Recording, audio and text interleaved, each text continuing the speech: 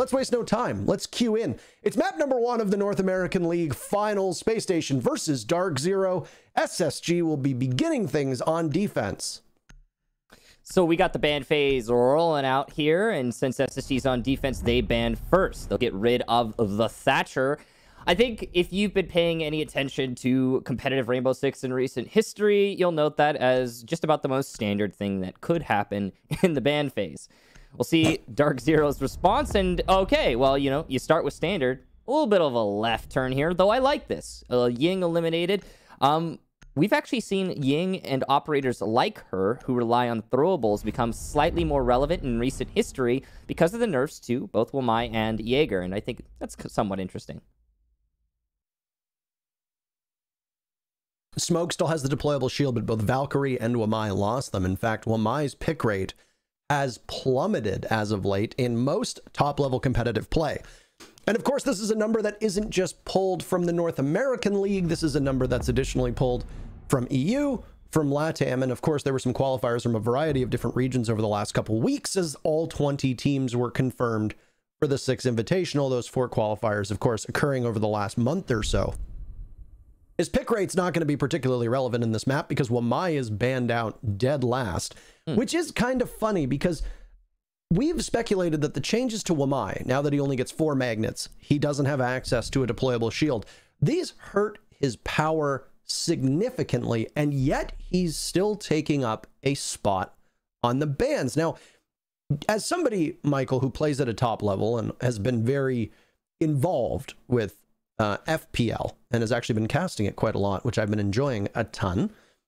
Do you think that Wamai's bans are done because there's just really no other defender that's worthy of a ban to his level, and that even though he's been nerfed, he's still stronger than the others? Or do you think this is just teams falling back on comfortable strats to ban him out? Or do you think it might be something else entirely? I think it's a suggestion of what SSG wants to do on attack. So obviously they're starting on defense here, but that's their ban on the Wamai. So we'll see what it is.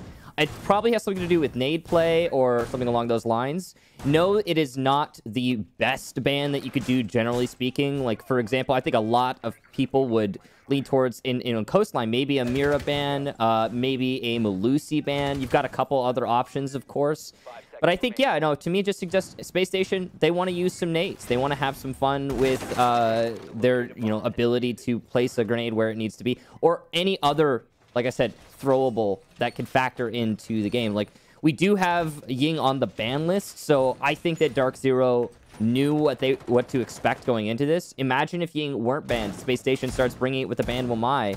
So to me, it just seems like the plan. And, you brought it up yourself earlier. There's still shields in play, and those shields are still a pain to deal with. So banning out a Wamai makes dealing with the shields so much easier. There you have it. Esports Awards Color Commentator of the Year, breaking it down for you, providing color and analysis live on the fly and looking pretty fly at the same time. So there you have it. Ying out of the equation and Thatcher out of the equation as DarkZero is on attack. Ying is an operator that DZ has played before, so obviously this is a somewhat self-inflicted wound, even though when a team does ban an operator, they obviously have a way to play around it. It's not like DZ's gonna ban Ying and Mint's gonna come back from the bathroom and go, hey, wait a second, guys, what happened here? I was gonna play her. So they'll be prepared for that. Wamai and Valkyrie not available for SSG on what is so far an almost old style of defense of Penthouse, but for a very different bomb site. Eclipse gets the lead-off kill. Down goes Canadian. The Vigil's roam will not be as successful as he wants it to be, as there's still 90 seconds on the clock. And one of those pesky operators you're going to have to clear out off-site is now gone. Bosco still lurks above, as does Fultz. You saw the Mira playing inside of Penthouse. And Skies might be the one to strike here, as he's just at the doorway of VIP Lounge. He sees the Jaeger swing out and over towards 90, a spot that in ranked and more casual play is referred to as Jaeger spot for a lot of people, will prompt him to scoot away. The buck persists inside of VIP, and with about a minute left, Thinking Nade is just sitting on this Mira window where Fultz had been playing originally. Fultz downstairs, Hyper gets the kill on that, immediately traded off by Thinking Nade, and Eclipse picks up kill number 2 on Bosco. This should be, with the exception of Fultz, everybody off site. Fultz has now buried himself inside a site because action is occurring at a very quick pace. 50 seconds remaining, Michael. And it's a 4v1 favoring DarkZero. DZ, I don't know if they're aware of Fultz's location, but he's not going to be long for this earth, as there goes the roof above him. Sky's picking it away, and Fultz just sits and waits. Yeah, one thing I want everybody to put their focus on right now is the patience on DarkZero. You'll note, of course, as Parker mentioned, it's a 1v4, but DZ, with only 25 seconds left, they're using their time, trying to figure out what they're dealing with, and not just rushing into the site to die. It almost gave an opportunity to Fultz. If he had landed the shot on Mint there, we would have seen a 1v2. That could have been something, but Mint will shut him down, and DZ will take round number 1. A great start to that round, and it just cascaded into more successes. Most of that coming down to the top floor clear that DarkZero rolled out. Spacestation set up pretty well, I would say. Their play on 90, their play in the theater was, I think, well considered. However, they just were unable to win the fights when it came down to it. And you have situations like, for example, your player and projector on a mirror window, dying regardless of having the mirror window advantage. That's down to the diligence of DZ going for those pre-fires, aware of what they're dealing with. It's practice shining through.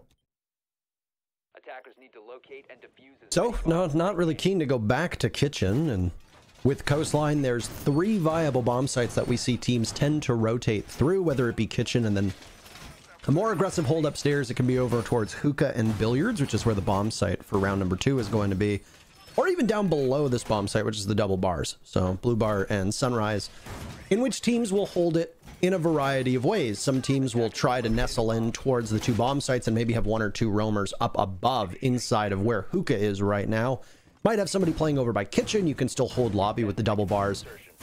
Almost every single defense is going to have a team play towards this side of the map. If it's a kitchen defense, it's not uncommon to see teams try and hold cool vibe stairs or possibly even hold hookah. Ditto if it's a double bars defense. So Spacestation are going to be prepared in some capacity, no matter where they go. They've blown up their team composition. Rampy on the smoke. Bosco will still roam on the Jaeger, but you can see the flexibility that both of these teams will have. Right now, obviously, it's Spacestation with Fultz playing on the Maestro, as he can flex off onto any number of anchor or support roles. You'll see the same from DZ when they go on a defense, but right now, they're not in this position. Keen to be the second death for the second time in a row, or the first death for the second time in a row, is Canadian, and he gets his wish. Skies on the entry. It was Eclipse in the previous round, but Skies is the one to get the very first kill. First blood for 2 rounds in a row for DZ, and Canadian's impact now through 2 rounds has been very minimal.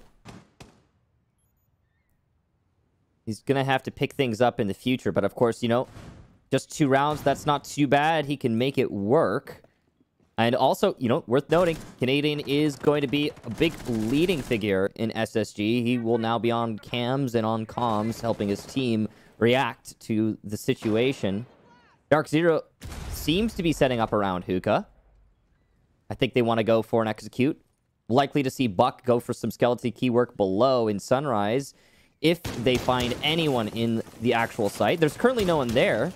Just double checking, though. You've got smokes in play on Rampy. He's got 3 left. 1 C4 in the pocket of Thinking Nade. So the indirect denial here is very relevant for the defense. But they're going to actually try and put themselves in hookah. This is a dangerous play from Bosco. He is certainly playing with fire. He'll go for the drop and win the fight. It took him a while, but he gets it and loses most of his HP. Meanwhile, your smoke above, who is trying to assist, will die to Eclipse. So we've got just about an even exchange. Since SSG was already a man down, though, it favors DZ. Look at how close to death Bosco came on. It was a very messy fight. So he's but a single bullet. It doesn't really matter. We say this phrase often, which is that even with 1 HP, as long as you've still got a gun in your hands, you are capable of fragging. The little that was left of Bosco is now gone, leaving Thinking Nade and Fultz to hold on to the site for 40 seconds, and Thinking Nade will feel the heat from below as he gets very aggressive on the door of hookah. He can go for a swing out, but there's nobody playing really in that direction. He'll huck a C4, and it goes off, but it doesn't find its target. He'll have to watch big window as well as that hookah door, which is going to be a monumental challenge. Fultz is positioned to look in the same way, but because of DZ's numbers, well, they can hold these angles and not really give up too much. Attempting the plant appeared to be hot and cold, but he peels off. Thinking Nade down below, he could have done some serious work, but DZ, they clean up. Not a good round for SSG. In fact, 2 pretty poor rounds to start off with. Does not well, it doesn't bode well for SSG, despite them being on defense here on Coastline. DZ is now up 2-0. And again, I hate to sound like a broken record here, Parker, but the patience is what is most clear to me on DarkZero. They are very methodical in their execution.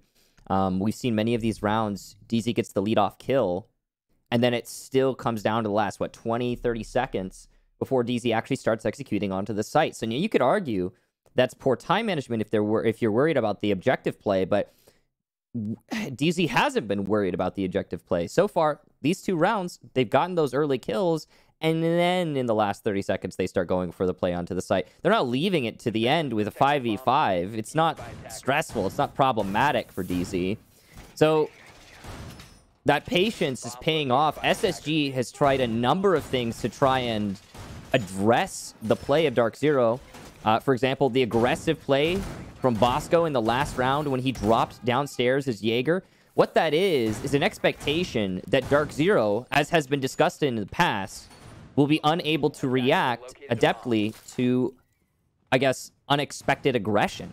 And what we're seeing right now is, I think, quite the opposite. DarkZero is handling that aggression fairly well. Now, yeah, of course, Bosco won his fight, but you mentioned it, Parker. He lost all of his HP. That's not acceptable. That's not going to give you a very good chance of winning your next one. And obviously, Bosco wasn't able to do anything after that. Well, the reason why I pointed out defense and the one thing that we'll talk about often is Coastline does tend to have one of the odd distinctions of being a very attacker-sided map. Right. Add to it the nerfs that have been made, obviously, to Jaeger, to Wamai, Valkyrie being removed, and just some overall tweaks. And if Hibana remains unbanned, as she does, and she's going to be in play here, especially in this round, as she was in the previous round in Hot and Cold's hands, she's very capable now with her changes to the X-Kairos launcher to pick apart just about any wall she sees fit. And you might not open up the entire wall, but even those 2 X-Kairos pellets, as she can now break them down from 6, 4, and 2, she can do some significant damage and just alleviate some pressure that the defense may hold. So an already attacker-favored map might skew more in favor of the attackers now, which could be, frankly, a pretty good explanation as to why DarkZero is up 2-0. They've gone back to kitchen for defense number 3, and, well, it's the very similar setup upstairs. Now, SSG's defense has been kind of set by Canadian dying early and not really wasting as much time or utility as he wanted. He was given up for free in round number 2, at least in round 1. He was able to take about 90 seconds off the clock before he perished. He's hit that point right now, and he's got Bosco on support. Now, this is the same spot that Canadian died in before, inside of Aqua, waiting behind this bar. A Twitch drone goes on in, and DZ is aware of the presence over on that side of the map. There's a lot that DarkZero is going to need to clear out here before they decide to just barnstorm the bomb site. I don't know if DZ is going to think that it's a viable strat to just pressure the bomb site and force SSG to fight their way back in, but it's something that we'll watch over the next minute. Early pick this time falls in favor of Spacestation, and they'll add to it. It's a great start in contrast to previous rounds. DZ now in recovery mode. Got Mint, Hot, and Hyper. It's a hell of a combo of players, but down goes Hyper in the hallway, and into Projector. We'll lose the Hibana as well, leaving just your Twitch by VIP. Not going to be an easy recovery, even with 40 seconds. In fact, not likely to be recovered at all. C4 shot midair. That's nice reaction from Mint. He's still got the player in the mirror window, though, and that's thinking nade to make it a flawless round. It all ended in about 30 seconds. Beautiful coordination there from Spacestation. Really just one by one fights from DarkZero, not breaking their way, and ultimately SSG capitalizing off of all of that. I saw very limited refrag potential, not a lot of trades that were viable. And I mean, with the way that SSG was spread out, they could very easily isolate DarkZero on their entry. Eclipse on rappel over top of White Stairs. Was it Skies inside of VIP alone? Hot and Cold was where he was over by Penthouse, if I remember correctly. Hyper was also over by there. Yeah. DarkZero was a little bit too spread out, and it's something that we've seen from a couple teams here in North America. One of the greatest examples of that I often find is Oxygen. Oxygen is a team that will often have all 5 of their players disconnected on separate sides of the map, and their strategy will live and die off of every single one of those players being A, good enough to win duels, and B, being able to do their job largely unimpeded by the defense. Now, through rounds 1 and 2, DarkZero emulated that very well. They won their aim fights, they won their duels, and they were all able to do their various utility work, discovery work, and entry work relatively easily in comparison to SSG. And a lot of it was the fact that Canadian dies twice. You're in a permanent 5v4 as long as you play it safe and don't immediately give up a pick to equalize back to a 4v4. That round, DZ tried to do it. SSG made a couple changes. Canadian was a little bit better supported over by Luggage. Neither he nor Bosco gave themselves up to anybody that were playing on Skylight. And the change that was made inside of Penthouse was a little bit earlier, so Fultz didn't have to rotate back as quickly as he did in round number 1. SSG realized the mistakes that they'd made, they sharpened up, and they ended up winning, and it was a pretty convincing round on their end.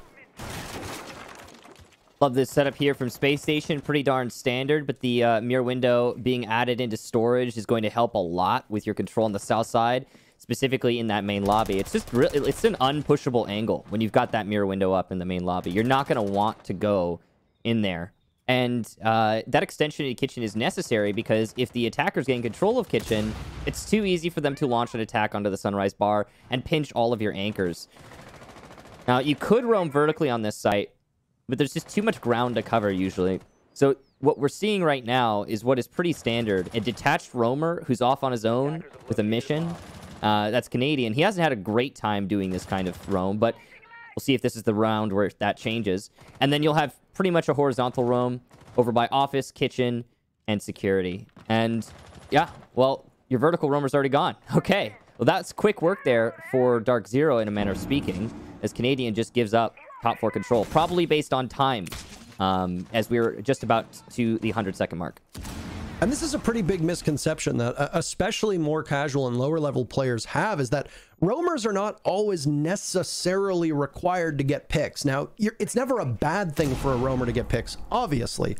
But for some teams, they'll do setups where your roamer's job is to kill drones, bait out utility, and most importantly, waste time.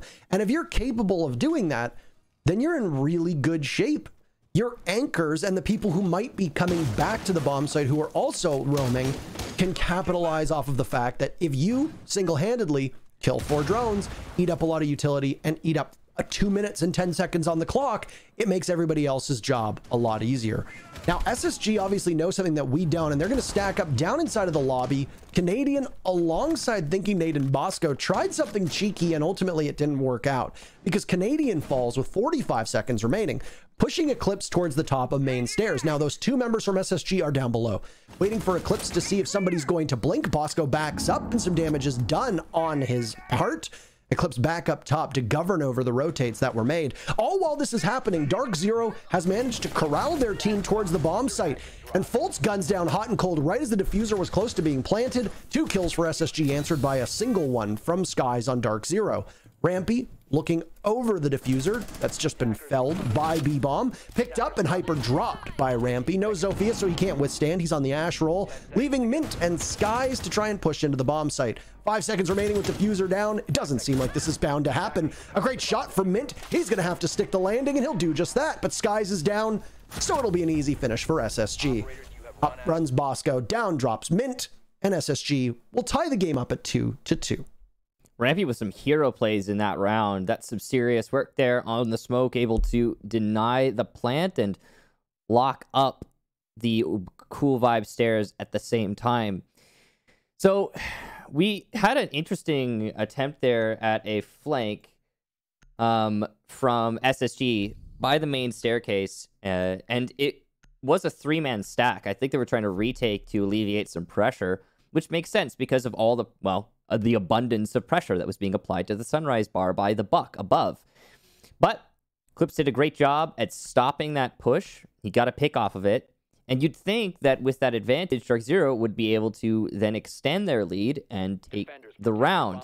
But in this round, DarkZero was a little bit too thin on their setup. They had players by mud, players above, players on flank watch, and then 1 player on the plant. Not enough active guns where they needed to be, and so that plant was not allowed to go down.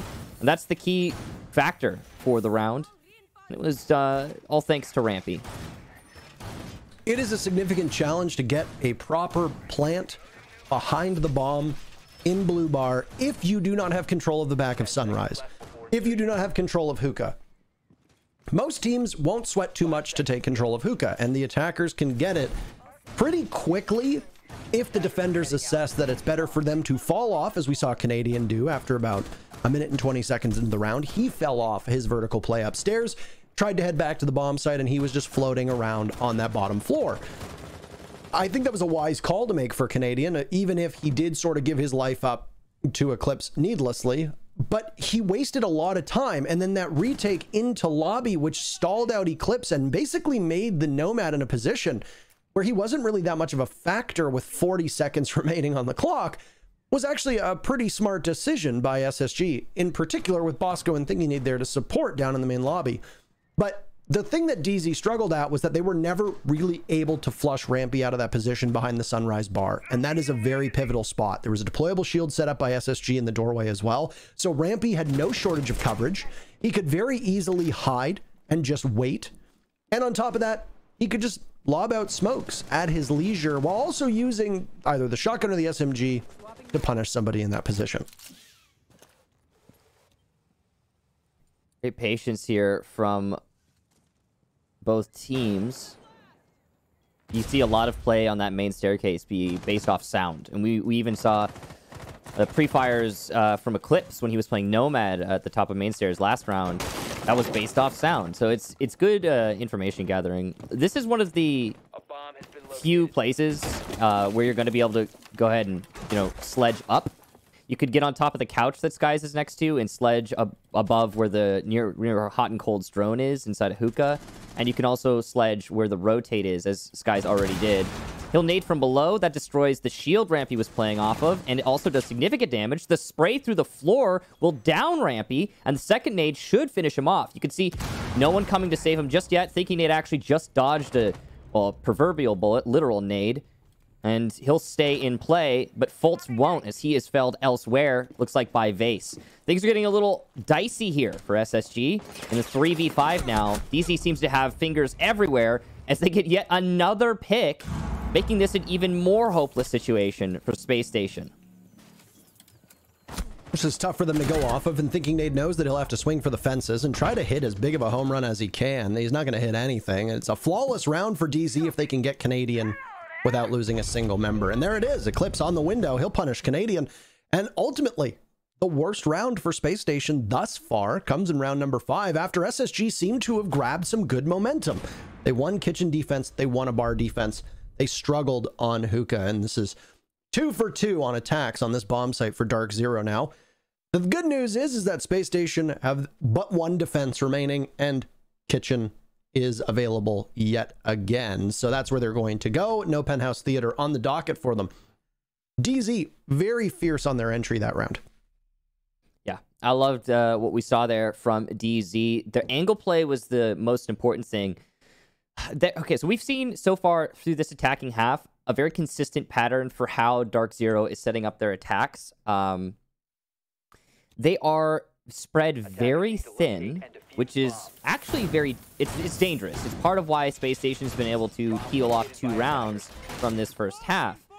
Because DarkZero is trying to control so many angles, they have to put one player in each position, which detracts from your refrag capability. Now, on a map like Coastline, it makes sense because it's such a shallow map. But we talk about how this is one of the most attacker-sided maps in the game, at least in terms of competitive Siege. And why is that? It's mostly just because of how shallow it is. And the angle play is definitely a major factor. Generally speaking, though, teams don't lean so heavily into cutting off all of the rotations. They'll just use select ones they think will be most useful in the moment. In this case, DarkZero, they're more focused on their own personal positioning than they are on being ready to refrag each other. And that is a different philosophy than normal Siege for many other maps. But it's working here, or at least so far. If this ends in a 3-3 half, I'd say Space Station's sitting pretty well. I wouldn't be too surprised to see teams try out strats that we aren't used to them seeing for a couple reasons. One, the meta was still in a state of flux after the nerfs that came in. Zero is capable of being played, as is Tachanka, and yet neither of them have really shown up much. Additionally, we're only a couple weeks out from the 6 Invitational, and as much as the NA League finals are to crown the champion of North America, teams are going to have SI in the back of their mind as well. And both of these teams are going to be competing. In fact, all 4 teams that are playing at the NA League finals right now, with OXG and TSM playing later today, they're going to be competing at SI too. So expect to see a little bit of variation here as teams try new things out in preparation for SI and preparation for the next season of the NA League as well. SSG have been trying a lot of things that we haven't seen before, and there's been mixed results. This round, but about 20 seconds ago, Rampy, the smoke of Space Station, ends up being the first to die, and he's now joined on the bench by Canadian, who is 0-5 so far through these 6 rounds on defense. Hard pressed to say he succeeded in wasting a ton of time now, as there's still half of the round to go, and SSG finds themselves in a 3v5. Thinking Nate could get something off this mirror window, but it's actually Bosco at 90 to get the first pick for his team. That's Eclipse gone. And Eclipse has been an absolute terror so far in this first half. With 8 kills, he far outstretches the scoreline of everyone else in the lobby. So having Eclipse on the floor and no longer active, major factor.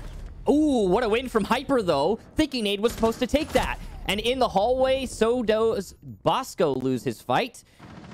So, Fultz, once again, the lone defender. He'll be playing on the site. Not much of a hope here. With 50 seconds left, DarkZero is going to open up above, start droning in, and just establish their absolute dominance from the top floor. So it's looking like a 4-2 split, but let's not count Fultz out just yet. He doesn't have a C4, but he does land his shots. And we've got some players on the attack that are somewhat low on HP. A little bit of damage done there to Fultz. Oh, almost a nice shot. He does put Hyper a little bit lower, but it doesn't matter as the plant's going down. This is about to be a post plant, and that's going to make this real difficult to win. Mint from the kitchen window. Final kill. DarkZero ends the first half 4-2. That's the scoreline that you want to see if you're starting on attack on Coastline. Some things have changed. You look at certain maps like Villa, which have become much friendlier to the attackers, and in fact was actually attacker-sided for a vast majority of North American League play. And certain maps have slowly fallen away from being the defensive strongholds that they used to be, and 2 of them that come to mind are both Clubhouse and Cafe Dostoevsky. One thing that hasn't changed at all is Coastline's favorability for the attacking team. DZ, obviously, pumped that they get to go first on attack here, and they were able to leverage that into a 4-2 scoreline of that first half, isolating various roamers of SSG. And oftentimes SSG are a very deep team. Some games you'll see Fultz and Rampy on roam really power through. In this case, Rampy was on smoke for the vast majority of defense, and Fultz was often on those pivotal anchor roles as well. In fact, it was Bosco who was doing most of the roaming, and we see this from SSG from time to time. Bosco will get off of smoke, he'll go on to Jaeger depending on the map.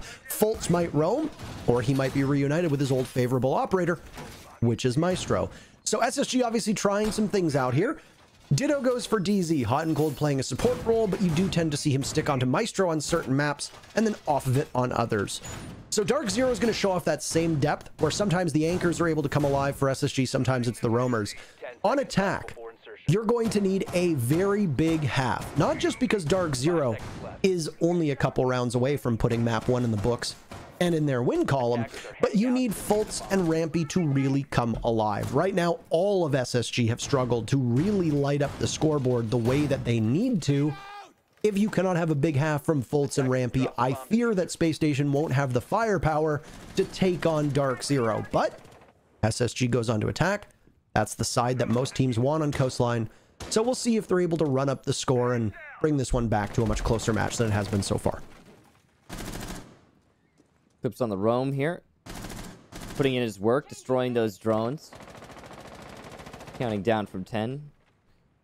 Canadian gets information by security, so SSG knows what they're dealing with over there, and that'll be a focus for them. If they can cut off security, then they can focus on their clear into Sunrise, where Eclipse is. See another drone coming in to try and call him out, and he'll actually fall back. Again, this could be due to time. He's already done his work when it comes to destroying those drones. And playing off the main lobby allows you to control the kitchen door from a distance, and the holes that were opened up in the kitchen wall. Dokkaebi and Lion combo, talked about it a little bit there, and you know, I think Space Station's probably going to leverage this very well when it comes to the site execution. This is one of the few sites where you could bring a Dokkaebi and Lion combo and have it be exceptionally potent, and that's all thanks to the sheer pressure that is applied to the defenders by those two gadgets and how shallow this map is. That's why you don't see these operators so much on other maps. It's mostly just, again, coastline being easy to access the defenders on. We'll see if those play a large role when it comes to the site execution that is starting to mount up. First round in a long time where we haven't had an early pick for either team. A very, very slow round right now, which I don't know. If I'm an attacking team, I want to try to get a first pick on coastline before the 1 minute mark. I think that more than anything, this falls on the shoulders of SSG not being as strong on attack. But one thing that really tells the story to me is that Rampy still has all 3 Lion charges available.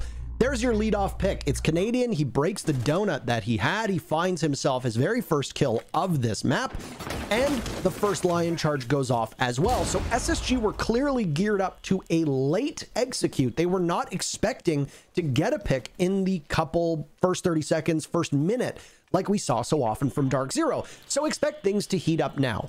Both logic bombs go off within the span of about 25 seconds. Another EE1D goes, but SSG is going to be running into a wall as DZ are prepared for this entry point. Unfortunately for them, Mint loses his fight to Bosco, so even though Eclipse is able to get one for his team, they're going to see the numbers continue to go down. Nitro Cell tossed out from Eclipse. It counts. He picks up his second kill, but now Skies will need to clutch out. He'll smoke the diffuser. It's down. He needs to stay alive for 2 seconds. This is monumental. And there's the timer. Nobody from Space Station can recover, even though there's still plenty of bodies left. DZ hangs on. They take their very first defense.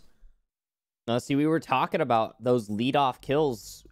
Briefly mentioned how that was such a slow round, and you said it yourself, Parker, and I wholeheartedly agree. That rests on the shoulders of SSG. You want to be able to get a pick on coastline of all maps before the last minute of the round. We didn't see that happen, and yeah, okay, Space Station did get the lead off. Canadian did manage to get one off-site before the actual engagement on-site happened.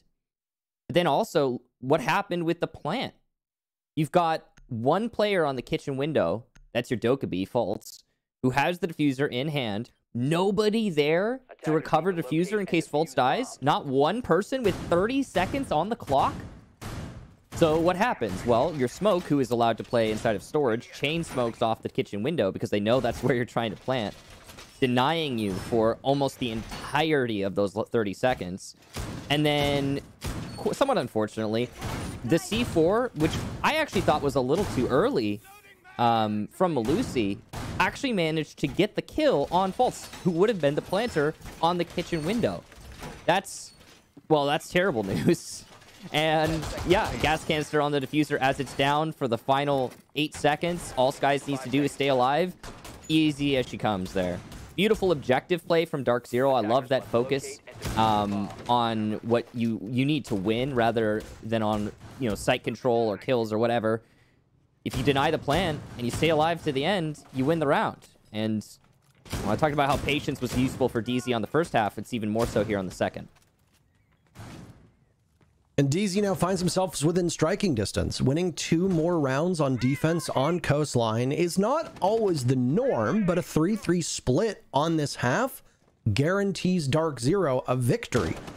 So they don't really have too much to do in order to put this one away. Curiously, they'll go to the double bars for their very second defense. As I noted during the beginning rounds of this map, coastline does have 3 very viable bomb sites. Penthouse and Theater will see some play. It is brought out for pocket strats, goofy strats, and can be done to catch teams off guard. But with Buck in play, with Zofia in play, and with the way that teams like to play off of the windows and take VIP, and the amount of hard breach that's in the game now, it's a significant challenge to hold that bomb site. So on the double bars, your starting point for a lot of teams, clearing out the peripheries of that second floor and then closing in on Hookah. Some teams will not opt to defend Hookah till the bitter end, but DZ have 2 players in that position right now. So when SSG inevitably moves in that direction, you'll have to make a judgment call. Do the players from DZ fall off, or do they persist? And they managed to barricade themselves in towards Billiards as well. Down goes one soft wall, and the castle barricade on the double door will fall too, as Canadian by Aqua is just ready for a fight. UMP in hand, Mint is going to just spray blindly up towards Rampy, do some damage, but ultimately the UMP is just not good enough. It's immediately refragged by DarkZero as down goes Canadian. He tried his best inside of Aqua, and now a second body from SSG buried inside of the aquarium. It's Bosco to go down. So DZ holds an advantage, and this is a much quicker round. This time in the previous round, no deaths. So far, 3 deaths, and there's a minute still to go. That contact point of Aqua, really not favorable to the attack. They did manage to get Mint, but that's somewhere else that was over by the bar. And that's thanks to the hard destruction on the wall. Now look at this. Spacestation are like, where is everybody? We need to recover this round. Somebody needs to confront us so we can get a fight and get the kills back. Here's the confrontation, and it does not fall in SSG's favor. Hyper eliminating Rampy on the main staircase. So you got Thinking Canadian Fultz. Fultz is going to use his last phone call. He's got Diffuser in hand. He knows he has to make a play for the site with only 15 seconds. Smokes are starting to chain out. Last one still in the pocket of Skies. One Selma, but no time to use it. So it's a rush into the blue bar that ends in the demise of both SSG players. DarkZero, well held round on the top floor. Great roam. Yes, they did lose one player, but it was certainly worth it. Lots of pugilism so far in this matchup. Diffuser yet to be planted. No objective play through 8 rounds. DarkZero, by far and away the better team so far on Coastline, looking to add to the statement that they made with their previous major victory back in the summer. And there's been a lot of conversation online about which North American team is going to head into the 6 Invitational at the strongest. Now, you look at the NA League finals, and if you want to know which team is the strongest, this is one of the best ways to do it. Right now, SSG on both attack and defense, they look quite anemic on Coastline. These are both teams that are very good at playing a free-flowing style of attack, and they can both play an unpredictable style of defense. DarkZero, I think a lot of times, took some severe criticism earlier in their tenure as a team for being a little bit too reliant on strats, and when things would go sideways, they couldn't adapt. Well, some things haven't really gone to plan for DarkZero through these 8 rounds, and yet they've been able to adapt really well, and this is something that I think they identified as their biggest weakness a couple months back, maybe even almost close to a year ago during their run during the SI back in February of 2020, and have fixed it up. And I think right now, a lot of people assume that DarkZero is going to emerge as one of the best teams in the world and NA's best team. So far, there's no reason to doubt them. I say this as the fact that we're only in map number 1, and it is Coastline, but still, DZ have put on a clinic against Spacestation thus far. No, I hope they don't have to go into triage. We'll see. Clips is certainly suggesting that we might have to see that, as he's got 12 kills right now. I mentioned earlier in the broadcast how he is walking away from the rest of the lobby, and it certainly seems like that is not going to end anytime soon. They've also put him on Malusi of all operators, who is one of the premier fragging ops currently in competitive R6. You have to be able to land the headshot, though. Her SMG is not so fun if you're not going to land those headshots, but I can't think of a single person in this lobby who's not capable of hitting that shot when it really matters. So, DarkZero shaping up to end this one.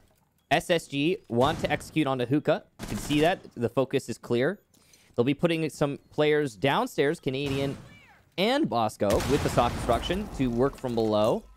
That's going to dislodge any roamers who would be playing in the site. The mirror window somehow persists, but it's not an easy position to play. Skies, though, is a great player, and he'll do a great job on this position, eliminating Fultz.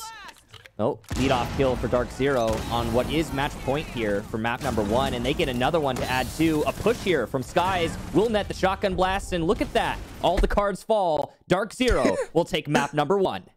I believe they would say it's all Ogre now. So that's the very first map in the books. A quick one. We launched this broadcast but an hour ago, and DarkZero are very eager to have an early day.